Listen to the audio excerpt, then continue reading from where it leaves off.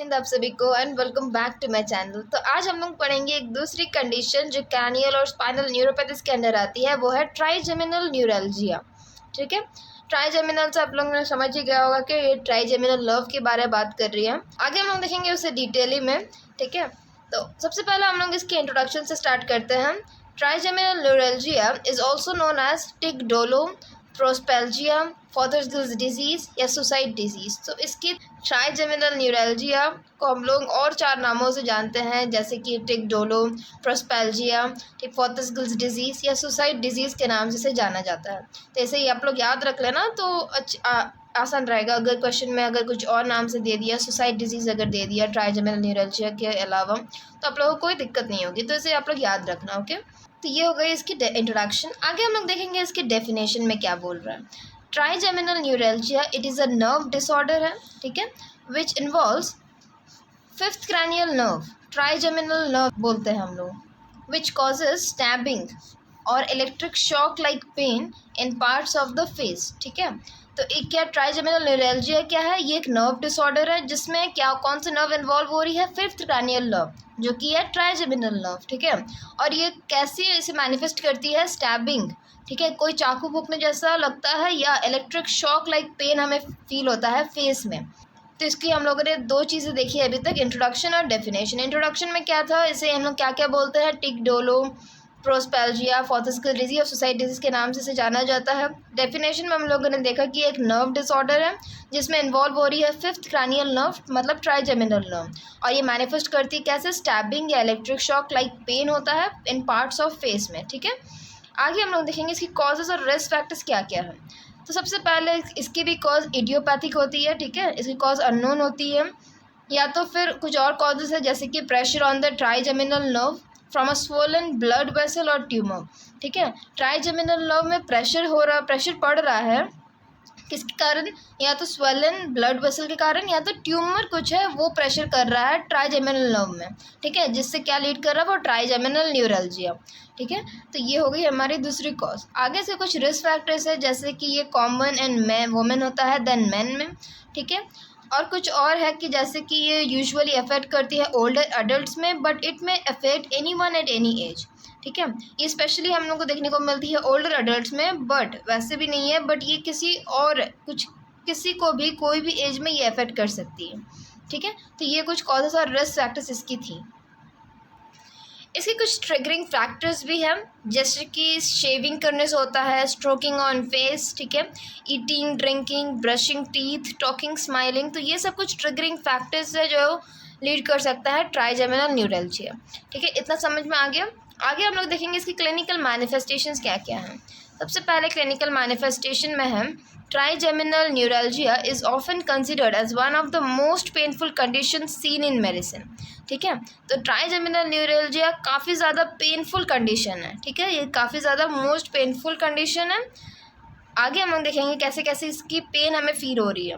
Sudden severe electric shock like pain होता है, ठीक है, सडनली और severe electric shock like pain हमें देखने को मिलती है, या स्टैबिंग पेन देखने को मिलती है जो लास्ट करती है सेवरल सेकेंड से मिनट्स तक लास्ट करती है। ठीक है, पेन कहाँ कहाँ हम लोग को देखने को मिलती है, pain felt on the face and around lips, eyes, nose, scalp and forehead. ठीक है, तो इन जगहों में हमें पेन फील होती है। ठीक है, आगे हम लोग देखेंगे कि usually pain is felt on one side of the jaw और cheek, but some people experience pain at different times on both sides.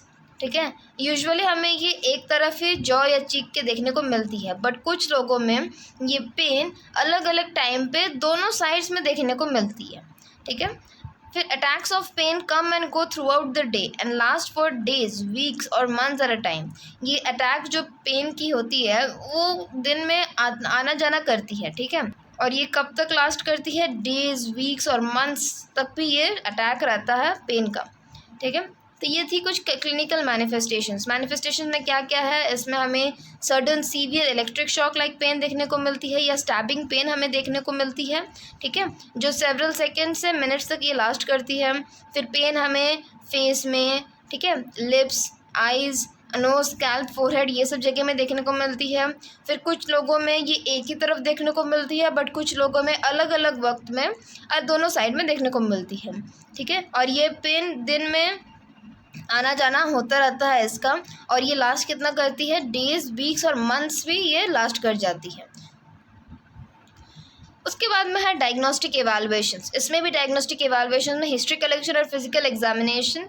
Physical examination में जो न्यूरोलॉजिकल एग्जामिनेशन होती है वो ज़्यादा इंपॉर्टेंट है। ठीक है, न्यूरोलॉजिकल एग्जामिनेशन जो आपके सिम्टम्स मैनिफेस्ट कर रहे हैं उस हिसाब से टेस्ट किया जाता है। जैसे अगर स्मेल नहीं आ रहा है तो फिर हमें वो स्निफ करने बोलेंगे, कुछ भी चीज़ सामने ला के बोलेंगे इसे स्मेल करो। ठीक है, तो वो लोग न्यूरोलॉजिकल टेस्ट में एग्जामिन करते हैं। ठीक है, तो ये होगा हिस्ट्री कलेक्शन, फिजिकल एग्जामिनेशन। उसके बाद में ब्लड टेस्ट है, ब्लड टेस्ट, फिर एमआरआई है हेड का, सीटी है हेड का। उसके बाद में ट्राइजेमिनल रिफ्लेक्स टेस्टिंग। इसमें क्या होता है कि इसमें जो 3 ब्रांचेस होते हैं, ट्राइजेमिनल नर्व के 3 ब्रांचेस होते हैं ना, ऑप्थेल्मिक नर्व हो जाती है, मैक्सिलरी और मैंडिबुलर, तो इनको स्टिमुलेट किया जाता है। ठीक है, उसके बाद में जो उसकी रिस्पॉन्स होती है उसको इलेक्ट्रोमायोग्राफी के थ्रू इसे रीड किया जाता है।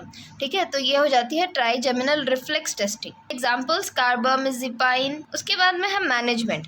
मैनेजमेंट में आ जाता है सबसे पहले मेडिकल मैनेजमेंट। तो मेडिकल मैनेजमेंट में पहला पॉइंट क्या है, medications to lessen or block the pain signals sent to brain are the most common initial treatments for trigeminal neuralgia।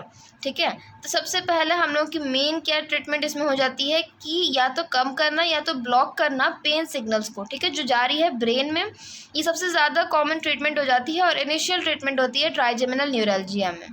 उसमें इसके बाद में फिर हम लोग देते हैं एंटी सीजर मेडिकेशंस हम लोग देते हैं। उसमें क्या क्या है, गाबापेंटीन, लेमोट्राइजीन, फेनिटोइन, वेलप्रोएड, प्रेगाबेलिन। ठीक है, तो ये कुछ एंटी सीजर मेडिकेशंस की एग्जांपल्स हैं। उसकी एक्शन क्या हो जाती है, to reduce transmissions of nerve impulses. ये क्या करती है, इम्पल्सेस को वो रिड्यूस करती है, नर्व इम्पल्सेस को ट्रैवल होने से वो रिड्यूस करती है। ठीक है, उसके बाद में है मसल रिलैक्सिंग एजेंट्स, जैसे कि है एग्जाम्पल बैक्लोफेन में बी यूज्ड अलोन और इन कॉम्बिनेशन विद द कार्बामेज़ेपाइन और फेनिटोइन। ठीक है, तो बैक्लोफेन भी यूज़ होती है, या तो इसे अलग अलग से देते हैं, मतलब सिर्फ इससे देते हैं, या तो कॉम्बिनेशन में देते हैं फेनिटोइन का या तो कार्बामेज़ेपाइन के साथ। ठीक है, तो ये कुछ मसल रिलैक्सिंग एजेंट्स हैं। उसके बाद है सर्जिकल मैनेजमेंट। सर्जिकल मैनेजमेंट में सबसे पहला आ जाता है रेडियो फ्रिक्वेंसी राइजोटॉमी। तो रेडियो फ्रिक्वेंसी राइजोटॉमी में क्या होता है, इसमें नर्व फाइबर्स को डिस्ट्रॉय किया जाता है थ्रू रेडियो फ्रिक्वेंसी के थ्रू। ठीक है, जो कि रिस्पॉन्सिबल होती है पेन सिग्नल्स ट्रांसमिशन में। तो नर्व फाइबर्स को हम लोग डिस्ट्रॉय करते हैं। ठीक है, जो पेन सिग्नल्स जनरेट कर रही हैं। उसके बाद में आ जाता है gamma knife radio surgery. Gamma knife radio surgeries में क्या हो जाती है, ये रूट कॉज को ठीक नहीं करती है, बट जो trigeminal nerve pain signals generate कर रही है उसे ये डिस्ट्रॉय करती है। ठीक है, उसके बाद में है माइक्रोवास्कुलर डीकम्प्रेशन। तो ये एक सर्जिकल प्रोसीजर है। इसमें क्या होता है, अगर कोई भी 3 ब्रांचेस है जो ट्राइजेमिनल नर्व की, वो तीनों ब्रांचेस में कोई भी कंप्रेस हो रही है या तो आर्टरी या वेन से, और उससे जो सिम्टम्स जनरेट हो रहा है, तो ये माइक्रोवास्कुलर डीकम्प्रेशन सर्जिकल प्रोसीजर के थ्रू उसे ठीक किया जाता है। उसके बाद में राइजोटॉमी। राइजोटॉमी में क्या है, ये मिनिमल सर्जिकल प्रोसीजर है। ठीक है, इसमें भी नर्व फाइबर्स को हमें डिस्ट्रॉय करना होता है, या तो सर्जिकल इंस्ट्रूमेंट से या तो केमिकल या इलेक्ट्रिकल बर्न करके नर्व फाइबर्स को डिस्ट्रॉय किया जाता है। उसके बाद बलून कंप्रेशन, ये भी एक सर्जिकल प्रोसीजर है, इससे भी हमें ट्रीट कर सकते हैं ये ट्राइजेमिनल न्यूरल्जिया। ठीक है, तो मेन सब में यही है कि जो पेन जो जनरेट हो रही है उसी को हमें ठीक करना होता है, ये सब सर्जिकल मैनेजमेंट के थ्रू। ओके, तो इतना आप लोग याद रखना। उसके बाद है नर्सिंग मैनेजमेंट, और इसमें सबसे पहले क्या है, educate to the client and his family about the disease and his treatments. एकदम ज़रूरी है ये वाला कि हमें एजुकेट करना है क्लाइंट को और उनकी फैमिली को डिजीज़ और उसके ट्रीटमेंट्स के बारे। ठीक है, उसके बाद में क्या है, instruct the client to avoid factors that can trigger the attack and result in exhaustion and fatigue. ठीक है, जो हमें ट्रिगरिंग फैक्टर्स हम लोगों ने देखा था उससे हमने इंस्ट्रक्ट करना है क्लाइंट को कि ये सब अवॉइड करे वो। ठीक है, उसके बाद care must be taken to avoid touching the patient's face, क्योंकि पेशेंट्स हम लोग देखा था कि स्ट्रोक करने से फेस में उसमें भी पेन जनरेट हो रहा था, तो वो सब भी हम लोग अवॉइड करेंगे। उसके बाद में hygiene measure should include the use of lukewarm water. ठीक है, हाइजीन में हम लोग कैसे हाइजीन मेंटेन करने के लिए हमें क्या यूज़ करना है, ल्यूक वार्म वाटर हम लोग यूज़ कर सकते हैं। उसके बाद अ सॉफ्ट ब्रिसल टूथब्रश और a warm mouth wash can provide adequate oral hygiene. ठीक है, सॉफ्ट ब्रिस्टल टूथब्रश मतलब सॉफ्ट होना चाहिए टूथब्रश। ठीक है, और ये वार्म माउथ वॉश हम लोग यूज़ कर सकते हैं ओरल हाइजीन के लिए। उसके बाद avoid foods that are too cold और टू हॉट। ठीक है, ये सब भी हमें सेंसेशन हमें स्टिमुलेट करता है ना, तो ये सब भी हमें अवॉइड करना है। ज़्यादा ही ठंडा और ज़्यादा गर्म खाना हमें अवॉइड करना है। उसके बाद small frequent meals that are high in protein and calories and easy to chew help meet nutritional needs. ठीक है, हमें स्मॉल और फ्रिक्वेंट मील्स लेना है जो कि हाई इन प्रोटीन और कैलोरीज हो और ईजी हो हमें चबाने में। ठीक है, उसके बाद में एडमिनिस्टर करेंगे analgesics as needed for pain. Analgesics administer करना है पेन के लिए। तो ये थी हमारी नर्सिंग मैनेजमेंट। तो ये थी आज की टॉपिक ट्राइजेमिनल न्यूरैल्जिया। इसमें आप लोग को क्या क्या याद रखनी है, इसके पहले चारों आप लोग नाम याद रखना। ठीक है, टिकडोलो, प्रोस्पेल्जिया, फोर्थोस्केल्स डिजीज और सुसाइड डिजीज, ये चारों याद रखना है, ये सब इंपॉर्टेंट है।